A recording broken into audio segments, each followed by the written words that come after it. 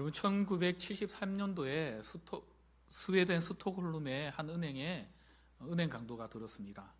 그래서 한 6시간 동안 인질극을 벌이다가 결국에 그 인질들이 구출되어졌는데 나중에 어떤 일이 일어난 줄 혹시 아십니까? 이것 때문에 생겨난 그 용어가 있는데 스톡홀름 증후군이라는 그 용어입니다. 어떤 일이 생겼냐 하면 이 은행 무장 강도들이 여러분 잘못했어요? 잘못 안 했어요? 별로 생각 없습니까? 예, 갑자기 인질들과 같이 그렇게 생각하시면 안 되는데 잘못했잖아요. 벌 받아야 돼요? 안 받아야 돼요? 받아야 되잖아요. 근데 이 인질들이요 쉽게 요즘 용어로 치면 가스라이팅을 당했는지 이들을 오히려 변호하고 변호사 비용을 오히려 이 인질들이 모금을 하고 그 6시간 동안에 있는 동안에 어떻게 보면은 이 무장 강도들에게 마음이 매료돼 버렸던 거예요. 그리고는 심지어는 재판에서 그 강도들에게 불리한 증언조차도 거부하는 일들이 일어나게 되었던 거예요. 그런데 갈라디아 교회의 성도들에게 이와 비슷한 현상들이 일어났었습니다. 여러분 우리가 방금 글로리아 찬양대가 불렀던 이 찬양의 고백, 죄에서 자유를 얻게 함은 여러분 무엇입니까? 돈입니까? 죄에서 자유를 얻게 함은 나의 선한 행위입니까? 죄에서 자유를 얻게 함은 무엇이에요? 예수님의 복음이잖아요. 주의 보혈, 주의 보혈.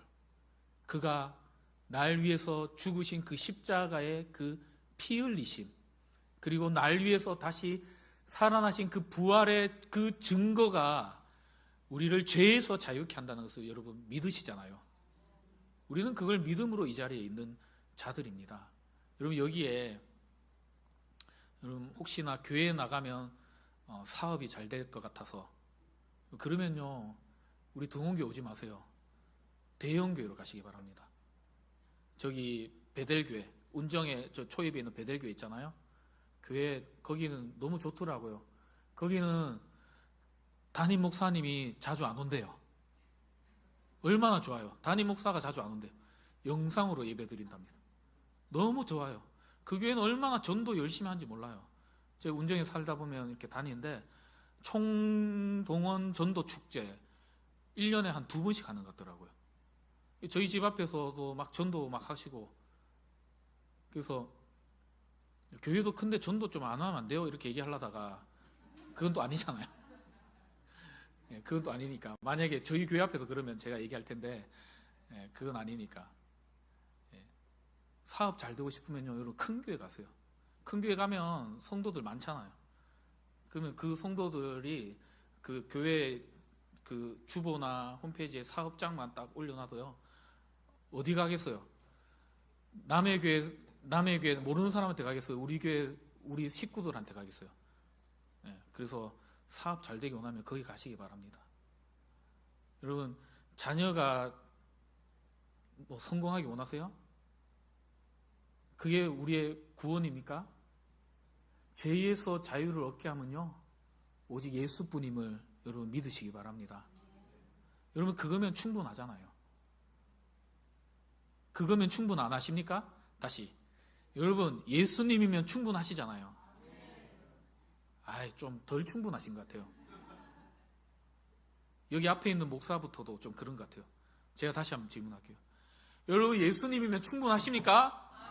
아멘. 여러분 그거면 되는 거예요. 근데 갈라디아 교회가요 마치 1973년도 스톡홀름에 이 은행에 들어왔던 무장 강도에게 세뇌당했듯이 가스라이팅 당했듯이 거짓 교사들에게 가스라이팅을 당해가지고 바울이 전한 그 복음, 예수님만으로 충분한 그 복음만으로는 부족하다. 뭔가 부족하다. 그거 외에 율법을 행해야 된다. 특히 그들이 강조했던 것은 할례였어요. 할례. 왜냐하면 유대인이냐 비유대인이냐를 가리는 그 육적인 증표가 뭐냐면 남자 생식기의 표피를 제거하는 할례 의식을 했느냐 안 했느냐가 되게 컸거든요. 그래서 비유대인들이, 이방인들이 나도 예수 믿겠다고, 나도 교회 다니겠다고 하고 찾아오면은 제일 먼저 유대인들이 뭘 하게 했냐면은 너희들도 나처럼, 너희들도 우리처럼 할례를 행해라. 다 큰 성인에게 이제 그 남자 성기의 표피를 제거하는 그 의식들을 행하라고 그렇게 했던 거죠. 왜냐하면 율법에 그렇게 나오지 않느냐. 율법에 난지 8일 만에, 태어난 아이의 8일 만에 그 아이를 할례 의식을 행해야 되는 거예요. 요즘식으로 치면은 우리 주호가 이제 난지 8일 혹시 지났는데 우리 신목사님 아들 주호가 지금 할례 목사님 행했어요? 네, 지금 그러면 아직 구원 못 받은 거예요. 이런 얘기를 했다는 거예요. 여러분, 그냥 우리가 생각할 때는 우습고 말도 안 되고 저 목사 이상한 소리 한다 이렇게 생각할지 모르겠지만, 그 갈라디아 교회에서 지금 그 이야기를 자연스럽게, 그것이 마치 죄의 굴레가 되고 그러지 않은 것이 마치 죄책감이 찾아오고, 우리 신목사님 제가 이 말 했다고 죄책감이 오진 않잖아요. 근데 갈라디아 교회는요, 그런 분위기가 팽배해져 있던 그런 교회였다는 거예요. 근데 할례뿐 아니라 모세오경에 뭐라고 얘기하느냐, 그러면서 성도들에게 족쇄를 하나씩 채우기 시작하는 거예요. 근데 바울이 전한 복음은 그게 아니었거든요. 그들은 진짜 믿음이 무엇인지를 단단히 오해해도 심하게 오해하고 있었기 때문에 지금 이런 일들이 교회 안에 일어나고 있었다는 겁니다. 그래서 바울은요, 오늘 본문을 통해서 크게 세 가지를 통해서 믿음이 무엇인지를 그 갈라디아 교회뿐 아니라 오늘 우리에게도 이야기해주고 있다는 것입니다. 여러분, 믿음이 무엇입니까? 1절을 보시면 그리스도께서 우리로 자유케 하려고 자유를 주셨으니 그러므로 굳건하게 서서 다시는 종의 멍에를 매지 마라. 믿음은요, 굳건하게 서는 거예요. 여기 보니까 바울이 뭐라고 얘기하죠? 자유를 주실 것이니 약간 가정법으로 얘기하는 것이 아니잖아요. 아마도 자유를 주실 수도 있을 거야. 예수 믿으면 자유를, 나도 정확하게 모르겠는데 자유를 주실 수도 있을 거야, 이렇게 얘기해요. 아니면 자유케 하려고 자유를 주셨다라고 얘기해요. 자유를 주셨다라고 확신하게, 확정적으로 얘기하는 모습이 오늘 1절에 나오고 있습니다. 이미 완전하게 자유를 주셨다는 거예요. 중요한 것은 자유케 하려고 자유를 주셨다는 거예요. 여기서 순서가 중요한데요, 자유케 하려고 자유를 주셨다는 거예요. 이 말이 무슨 의미일까요? 자유는 한번 따라해볼까요? 나의 노력의 결과가 아니라, 다시 죄송해요, 짧게 할게요. 자유는 나의 노력의 결과가 아니라 하나님께서 주신 은혜의 선물입니다. 여러분, 선물은 어떤 의미예요? 선물은 돈 내고 혹시 받아갑니까? 여러분들이 제가 생일을 맞이했을 때 간혹 가다가 이제 한두 분씩 선물을 주실 때가 있어요. 그러면서 혹시 저에게 목사님 그거 5만 원짜리예요? 이렇게 얘기해요. 그 말을 하는 의도는 뭐죠? 5만 원을 달라는 거잖아요. 그런 분은 없었어요, 한 번도. 이렇게 얘기해요. 그 예정법입니다. 만약 네. 그러면요, 제가 5만 원을 주고 그걸 받아와요. 그러면 그 선물이에요, 제가 돈 주고 산 겁니까? 산 거잖아요. 자유케 하려고 자유를 주셨다라는 이 말은 하나님이 우리에게 그것을 주실 때에 어떠한 노력이나 어떠한 대가나 어떠한 것들을 받으신 것이 하나도 없고, 오히려 하나님이 그 대가를 지불하시고 우리에게 주셨다는 거예요. 그게 은혜이죠. 그게 은혜이죠. 만약에 제가요, 여러분들한테 신방을 가요. 신방을 가가지고 여러분한테 기도를 해드려요. 그래서 제가 봉투 준비하지 말라고 한 이유가 뭐냐 하면은, 제가 그 기도하고 뭔가 대가를 받아오잖아요. 그러면요, 그게 뭘까요? 제 기도는 물론 그런 의도로 여러분들이 저에게 그렇게 한 건 아니란 거 알지만, 목사님 책값이라도 좀 하라고, 목사님 맨날 그 옷 입던데 옷이라도 좀 한번 사 입으라고, 그런 좋은 의도로 주시는 건 알겠는데, 제가 그렇게 하지 말라는 이유가 있죠. 저는 교회에서 충분한 사례를 받고 있고, 만약에 그렇게 하려면요, 사례를 더 올려주시면 돼요. 아시겠죠? 사례 올려달라, 또 목사님 또 설교 때 사례 올려달라 하더라, 또 그런 얘기가 아니라 무슨 얘기인지 아시겠죠? 예. 그럼 제가 대가를 받고 하는 거잖아요. 하나님의 사랑은, 하나님의 특별한 은혜는 대가가 없다는 거예요. 그렇기 때문에 그게 은혜라는 거죠. 근데 여기서 더 중요한 것은 자유로 선물을 주셨다고 말한 이후에 굳건하게 서라고 말한다는 거예요. 여러분, 믿음이 왜 굳건하게 서는 거냐 하면, 하나님의 은혜를 받은 우리가요, 가만히 있으면 믿음은 본전치기가 아니에요. 조금 더 이해하기 쉽게 제가 예전에 자전거 타기로 설명을 했었는데, 여러분, 자전거 진짜 잘 타는 사람은 신호 대기할 때 두 발을 페달에 얹고도 통통통 뛰면서 균형을 잡더라고요. 근데요, 웬만한 사람들은 가만히 서면은 그냥 이렇게 가만히 서 있을 수 있을까요? 넘어질까요? 여러분들 안 넘어지세요? 자전거 혹시 못 타세요? 자, 다시. 자전거를 가만히 이렇게 두 발을 페달에 얹고 여러분이 자전거 타고 가다가 브레이크를 잡고 딱 섰어요. 그 다음에 가만히 이렇게 있으면 넘어져요, 서 있어요? 혹시 아직까지 이해가 안 되시는 분들은 이따가 우리 이준재 성도님이 자전거 타고 오시니까 빌려가지고 한번 타보세요. 넘어질까요? 그대로 서 있을까요? 아니면 앞으로 갈까요? 물론 내리막길에서는 가만히 있어도 내려가죠. 앞으로 전진하죠. 그러나 대부분은 넘어집니다. 그리고 믿음은 가만히 있으면요, 전진할 수가 없어요. 퇴보됩니다. 그래서 이 굳건하게 서라, 이 말은 어떤 의미냐면, 굳건하게 서라 하는데 목사님 가만히 있어란 말 아니냐고. 그런 말이 아니라 한번 따라해볼까요? 날마다 구원의 은혜를 선포해야 합니다.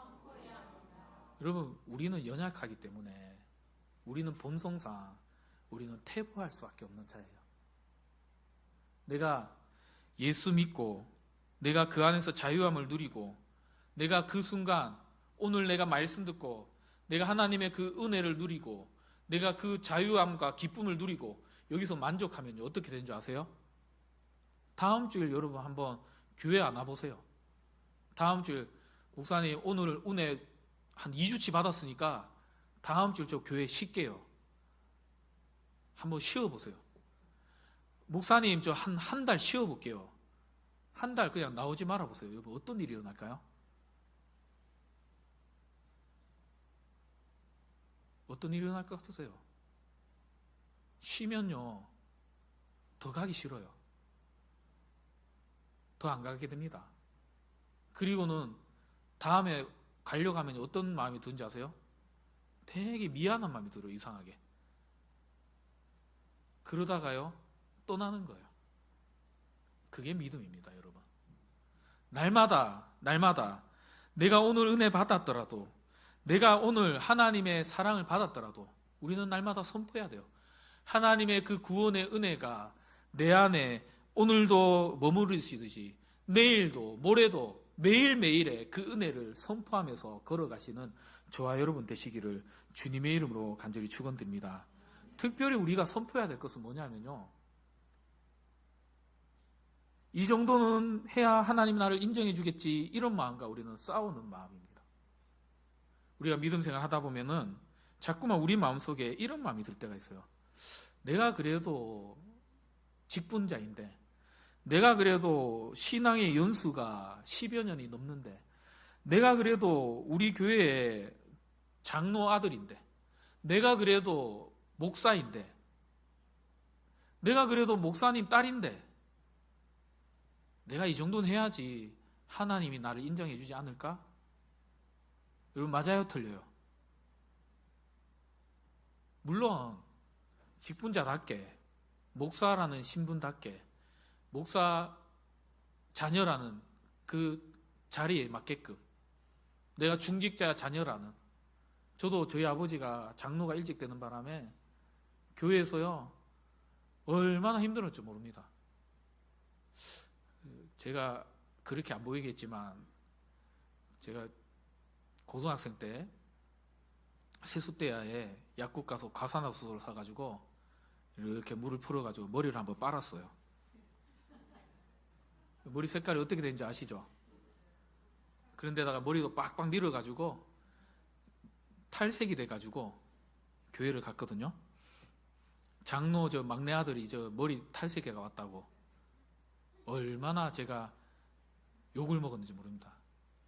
저희 아버지는요 이런 말 저런 말도 못하고, 아마 요즘에 영상으로 설교 들으시던데 들으시면 옛날 생각이 나실 것 같은데,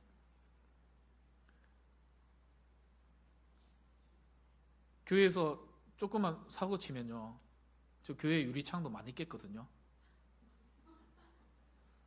장로 아들이 유리창 깼다고 막, 물론 우리의 자리에 맞게끔, 위치에 맞게끔, 또 내 행동이 부모님에게 욕이 되지 않도록 우리는 잘 살아가는 것이 필요하죠. 그러나 구원의 문제에 있어서는 예수님이 이미 다 이루어 주셨다. 그분이 나에게 자유를 주셨다. 죄에서 자유케 하면 보혈의 은혜이다 라는 그 믿음의 선포를 우리는 날마다 하셔야 된다는 거예요. 내가 이것을 해야 날 사랑하실 거야. 하나님은 나를 사랑하시는 조건이 분명히 이거야 라고는 그런 생각을 싸우고 날마다 믿음의 굳건히 서시는 저와 여러분 되시기를 주님의 이름으로 간절히 축원드립니다. 두 번째는요, 한번 따라해볼까요? 믿음은 은혜를 붙드는 것입니다. 당시 갈라디아 교회는요 예수님을 믿어도 할례를 받아야 진짜 구원받은 백성이다 라는 말을 했다라고 제가 했잖아요. 근데 바울은요 이들에게 단호하게 경고를 해요. 너희가 만일 할례를 받으면 2절입니다. 그리스도께서 너희에게 아무 유익이 없으리라. 나아가서 3절에 할례를 받은 사람은 율법 전체를 다 지켜야 할 의무를 지게 되고, 4절에 결국 그들은 그리스도에게 끊어지고 은혜에서 떨어진 자가 될 것이다. 결국 그리스도에게 끊어지고 은혜에서 떨어진 자가 될 것이다. 여러분 여기서 말하는 것은 할례 자체가 문제다라는 말을 하는 것이 아니에요. 할례는요 사실 남성 조금 그런 얘기해서 그렇지만 남성 생식기의 표피를 제거하는 거지만 위생상 건강하고 좋은 거라고 그래요. 근데 그 자체가 나쁘다 옳다 그런 얘기 하는 게 아니죠. 교회에 헌금을 많이 하는 것이 좋은 겁니까 나쁜 겁니까? 물론 교회적으로는 좋은 거겠죠. 여러분 교회에 와서 여러분이 봉사를 많이 하면 좋아요, 싫어요? 여러분 힘들잖아요, 그렇죠? 그러나 교회적으로는 그게 좋은 것이죠. 근데 이게 나쁘다 좋다, 지금 이 얘기를 어떠한 행위에 무엇을 나쁘다 그 얘기를 하는 것이 아니라, 문제는 이들이 지금 무슨 얘기를 하냐면 예수님의 십자가만으로는 부족하다라는 것을 얘기했다는 거예요. 그게 지금 문제라는 거예요. 여러분 예수님의 십자가가 부족합니까? 예수님의 십자가가 부족한 거예요? 아니잖아요. 근데 우리는 살아가면서 지금 갈라디아 교회처럼 거짓 교사들 우리에게 막 얘기하지 않더라도 은연중에 예수님의 십자가만으로 부족하다는 생각을 하고 살아가고 있지는 않습니까? 자꾸만 예수님 십자가도 있어야 되지만 그래도 내가 내 노후를 위해서 무언가를 내가 준비해야지. 예수님의 십자가도 있지만 그래도 내 장래를 위해서 내가 뭔가를 더 준비해놔야지.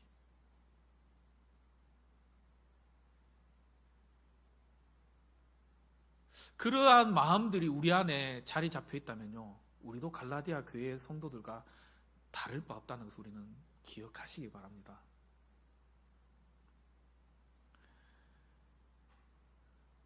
여러분, 행위가 이제 다음 대지에서 제가 좀 얘기하겠지만 행위가 중요하지 않다는 것이 아니에요.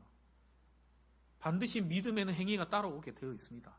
그러나 그 마음속에 그리스도만으로는 부족하다라는 그 마음이 찾아온 것이 문제라는 것을 우리는 아셔야 돼요. 제 마음속에도 그런 마음이 들 때가 있어요. 목회를 하면서 저도 내가 설교를 참 많이 부족한데 학교를 더 다녀볼까? 요즘 이런 생각들을 좀 해요. 근데 이 마음속에는요, 제가 자꾸 파고 들어가 보니까 기회가 되면 이제 저도 공부를 좀 더 하려고 하는데요. 걱정하지 마세요. 공부해서 목사님 어디 더 큰 교회 도망가려고 그러나 이런 생각하지 마시고. 저 그렇게 안 유명하니까 저 누가 와서 데려가지 않으니까 걱정하지 마세요. 알겠죠? 근데 그 마음속에요, 제가 파고 이렇게 들어가 보니까 제 마음속에 어떤 마음이 있냐면 그냥 내가 뭔가 잘하고 싶은 마음들, 그런 마음들이 있더라고요. 그리고 목회를 하면서 예수님만이면 충분하다라는 그 생각보다는 내가 더 뛰어나야 되고, 내가 말을 더 잘해야 되고, 내가 설교를 더 잘해야 되고, 내가 더 열심히 해야 되고, 잠도 덜 자야 되고, 뭐 그런 마음들 있잖아요. 그런 마음들이 이 등원교회를 부흥하게 할 것이다. 어떤 그런 생각들이 제 안에 있더라고요. 여러분, 그건 틀렸다는 거예요. 열심히 하는 거 좋죠. 여러분이 제가 설교 잘하면 좋아요, 나빠요? 좋겠죠, 맞죠? 그런 목사가 되도록 기도해 주시기 바랍니다. 예. 저도 그런 욕심 엄청 있거든요. 제가 엄청 사랑이 많은 목사면 여러분 좋겠죠, 맞죠? 근데 목회자는요, 좀 못된 목사가 좋대요. 여러분, 의사가요, 사랑이 많은 의사면 어떻게 될까요? 되게 따뜻하고 의사가 그래요. 그럼 좋잖아요, 그렇죠? 근데 왔는데 수술해야 되는데 수술하면 저 환자가 아플 것 같아가지고 마음이 막 약한 거예요. 어떡하지? 내가 말해야 되는데, 수술해야 되는데 말해야 되는데 어떡하지? 말을 못하는 거예요. 수술 기간이 지나버렸어요. 결국엔 그 병이 커져버렸네요. 결국엔 그 팔이 아파서 하는데 팔이요, 계속 수술 때 놓쳐가지고 팔을 잘라야 되는 상황이 오는 거예요. 그러면 그 의사 좋은 의사예요, 나쁜 의사예요? 나쁜 의사잖아요. 목사는 좀 못된 게 좋대요. 그래서 여러분들한테 교회 잘 안 나오면 집사님 요즘에 교회 안 나오냐고 막 그리고 좀 혼도 내고 그래야 되는데 죄송합니다, 좀 그렇게 못해가지고. 저번에도 제가 얘기했는데 좀 못된 목사 좀 돼보려고요. 그래서 좀 기도 안 하면 기도합시다. 기도뿐이 없잖아요. 예수님이면 충분한데 왜 걱정하세요? 좀 그런 좀 막말 아닌 막말도 좀 하고 좀 그래 보려고요. 여러분 상처받지 마세요. 알겠죠? 그래 하지 말까요? 네, 아멘 안 하고 보니까 그냥 생긴 대로 살게요. 이렇게 말하지만 사람이 잘 안 되더라고요. 근데 무슨 말을 하려고 하냐면 예수님이면 충분하잖아요, 여러분. 우리가 살아가는 가운데 돈도 있어야 되고 명예도 필요하고 사람들에게 인정도 받고 칭찬도 받는 것도 너무 좋지만, 그러나 그 모든 것 속에서 예수님이 빠져 있다면 여러분 그것은 오히려 저주라는 것을 여러분 기억하시기 바라요. 그러나 돈도 없고 때로는 아무도 나를 몰라주고 나는 유명하지도 않고 세상 사람들이 나라는 존재를 몰라준다 하더라도 예수님이 내 안에 계시고 그분이 날 인정해 주시고 그분이 날 세워주신다면요, 여러분 그것만으로 충분하다는 것을 여러분 믿으시기 바랍니다. 우리 옆 사람에게 한번 이렇게 얘기해 볼까요? 성도님, 예수님이면 충분합니다. 마지막 세 번째는요, 믿음은 반드시 사랑으로 표현된다는 거예요. 여러분, 내 안에 믿음이 있으면요, 여러분 안에 믿음이 있으면, 우리 안에 믿음이 있으면 그 믿음은요 결코 우리 안에 머물러 있는 것이 아니라 반드시 믿음은 바깥으로 뚫고 튀어나온다는 것을 여러분 꼭 기억하시기 바라요. 오늘 말씀의 5절과 6절에 보니까 우리가 성령으로 믿음을 따라 의의 소망을 기다리노니, 6절에 보니까 그리스도 예수 안에서는 할례나 무할례가 효력이 없으되 사랑으로서 역사하는 믿음뿐이니라. 아멘. 예수를 믿는 사람에게는 할례를 받았냐 안 받았냐, 그것보다도 더 중요한 것이 있는데 오직 하나, 사랑으로 표현되는 믿음만이 중요하다라는 것이에요. 다시 얘기하면 예수님의 사랑을 깊이 받은 사람은 억지가 아니라 그 마음에서 우러나오는 감사와 기쁨으로 주님의 교회를, 주님의 몸된 성도를 사랑하고 섬기는 삶을, 그래 하지 말라 해도 그렇게 살아가는 거예요. 여러분, 그런 경우 없지 않나요? 어느 날 갑자기 꽁돈이 생겼어요. 뭐 정부에서 받는 지원금이든 뭐든 간에 어떤 돈이 갑자기 딱 생겼어요. 그러면 그 돈을요, 여러분 대부분 어디에다 쓰셨어요? 이거 내 아무도 안 알려주고 이건 나 혼자 맛있는 거 사 먹어야지. 몰라요. 그런 분도 계실지 모르겠지만 저는 어떻게 쓰냐면요, 간혹가다 우리 성도님들이 목사님 이거 목사님 쓰세요.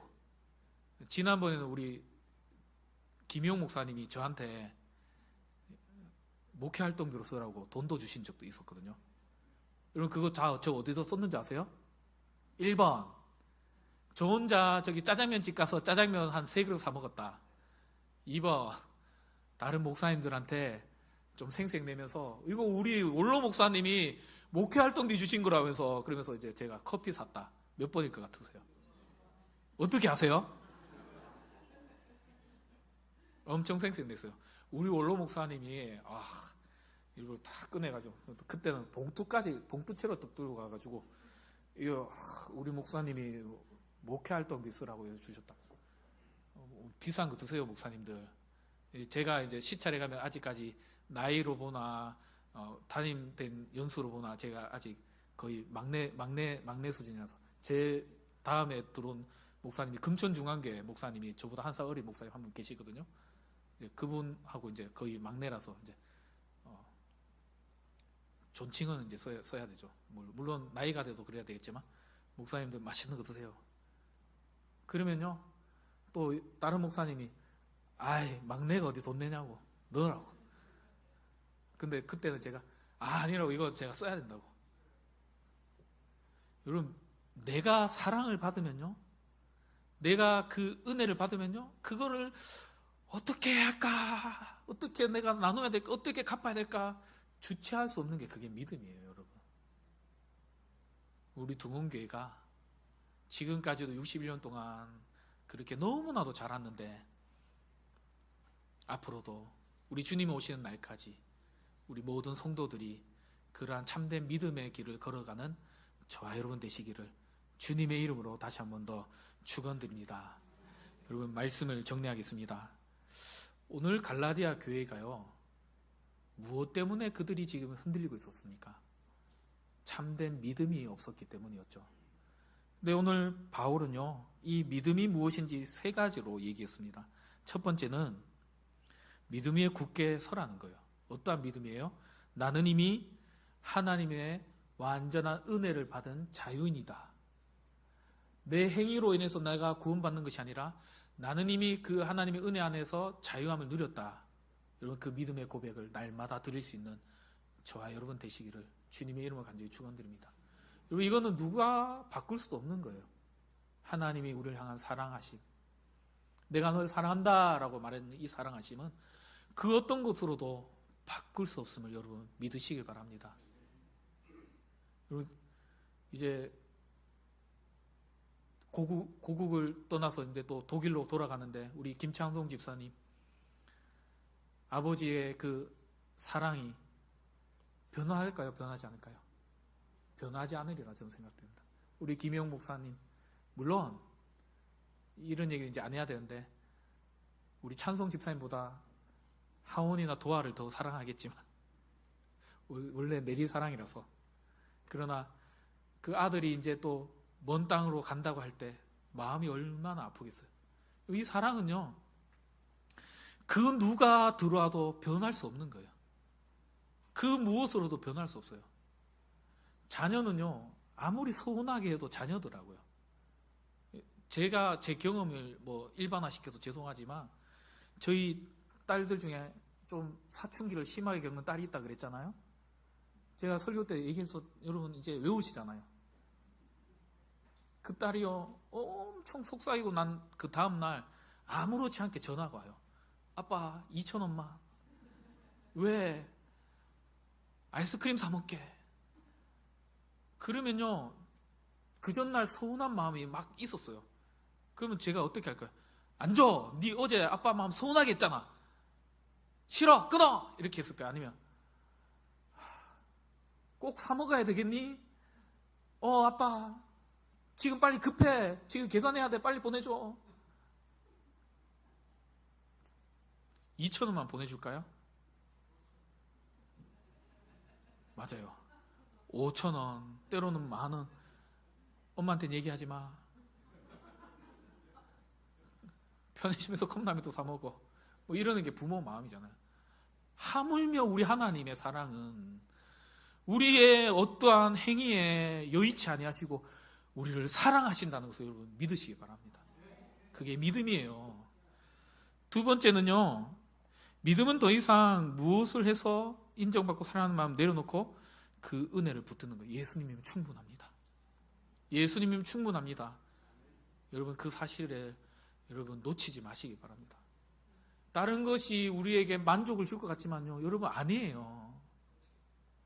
제가 요즘에 이제 젊은이들하고도 좀 대화해 보려고 저도 주식을 해봤거든요. 지금 해봤어요. 해봐야지 저도 알잖아요. 이걸 해봐야지 뭔지 아니까 또 얘기를 하잖아요.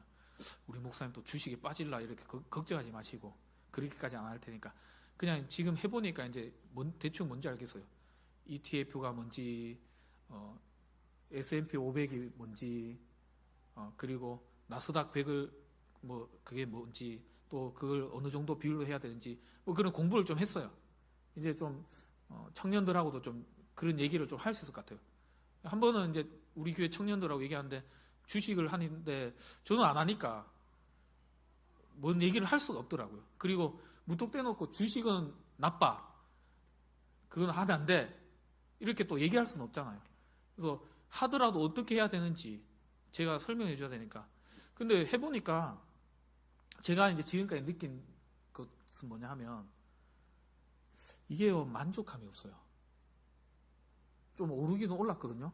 제가 한 게 좀 올랐어요. 이자보다도 좀 더 올라갔어요. 근데 어떤 마음이 드냐면 더 올랐으면 좋겠어요. 빨리 팔아야 되는 그 정도까지 막 이거 다 잃어도 다 꼬라박아도 다 이제 다 탕진해도 막 그 힘들 정도, 그 정도 안 하기 때문에 그냥 공부 차원에 하는 거기 때문에 괜찮습니다. 안 팔아도 됩니다. 이거 다 잃어도 됩니다. 오히려 잃었으면 좋을 것 같아요. 잃어봐야지 또 제가 어떤 간증 아닌 간증을 할 수 있잖아요. 말이 씨가 되는데, 예. 만족감이 없어요, 여러분. 그게 물질이란 거잖아요. 그럼 제가 아까 공부 이야기했는데 제가 공부를 해서 박사를 딴다고 생각해보세요. 만족할까요? 주변에 목사님, 어떤 목사님 보니까 그분은 박사학위 땄는데 또 다른 분야에 또 공부하고 또 박사 또 도전하더라고요. 물론 좋은 거죠. 열정이 있고. 만족 못해요, 여러분. 그러나 예수님이면 우리에게 만족을 주십니다. 예수님을 붙잡으시기 바랍니다. 마지막 세 번째는요, 믿음이 있다면 그것은 사랑으로 표현되어져야 된다는 거예요. 오늘 당장 오늘부터 우리 식사하시면서 평상시에 내가 대화 못 해봤던 우리 성도님들에게 한 주 동안 어떻게 지내보냐고, 요즘 어떻게 살고 있냐고 좀 그렇게 물어보기도 하시고, 그게 사랑의 표현이잖아요. 그게 믿음이 있는 사람의 삶의 모습임을 여러분 기억하시고 그러한 믿음의 길을 걸어가는 저와 여러분 되시기를 주님의 이름으로 간절히 축원드립니다. 오늘 1절처럼 다시는 종의 멍에를 매지 마시고 자유함을 받은 하나님의 참된 믿음의 백성으로 살아가는 저와 여러분 되시기를 다시 한 번 더 주님의 이름으로 축원드립니다. 기도하겠습니다.